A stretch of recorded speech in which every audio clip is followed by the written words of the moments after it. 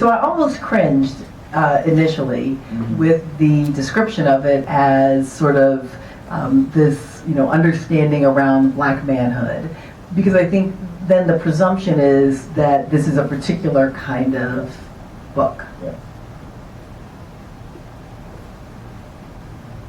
So let's just have a little fun with it. Let's have a little fun with this. So let's go play around with chapter 5. Get the right page there.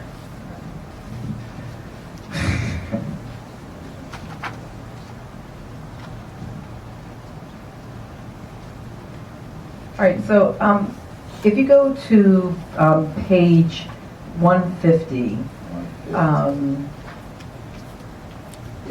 kind of midway down the page, you're talking about kind of hanging out at the movie theater, and I enjoy this. If you start at the beginning with smart ass 22-year-old me. Okay. And then maybe read through separate and not at all equal. All right. Smart-ass 22-year-old me assumed I knew every fear a black man could possibly have walking down the street. Police harassment, violence, fitting the description and being identified as a suspect, a nigga scuffing your kicks and a fight breaking out. Never once did I consider being assaulted for expressing their attractions. It's because in every definition of man I could conceive, the default sexual identity I envisioned was straight. A man was different from a gay man, as if gay as an adjective modifies the noun man to the point of it becoming something altogether different. And if man was different from gay man, then it followed naturally that black man was different from black gay man. And while the issues facing black gay men were important, they were separate from those of black men. Separate and not at all equal. So given all the work you were just doing around Tamir, and around Trayvon, and around Michael Brown, we don't ever think of that work as specified as presumably about straight black men. Right. But you purposely force us to think about it those ways, in that way. Yeah. Why is that so important? It's important because of the way that this chapter starts with recounting tales of two gay black men who were killed, shot in the face, as that for all they did was express their attractions to other men. I think that was their crime. And the idea of leaving them out of our narratives of justice is unsettling, because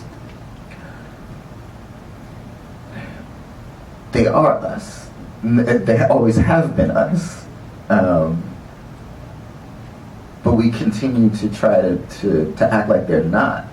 To act like there's something abnormal, unnatural, and unwanted about being a black gay man.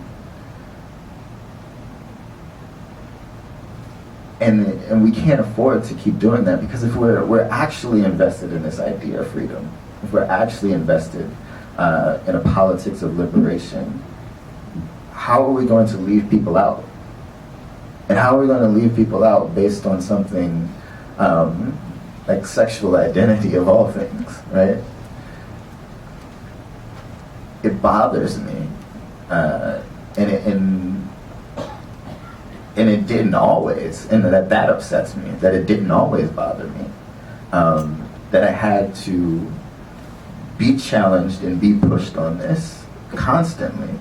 And so, essentially, like, the book, what I tell you was, like, I was writing a book for 17-year-old me. What would I want 17-year-old me to have known about the world? And I wouldn't want 17-year-old me walking around being the homophobe that I was. And that really is the long and the short of it, is we can't afford to continue doing this. We can't afford to continue writing people out of the story. On the basis of what? On the basis of, like, actually, of what?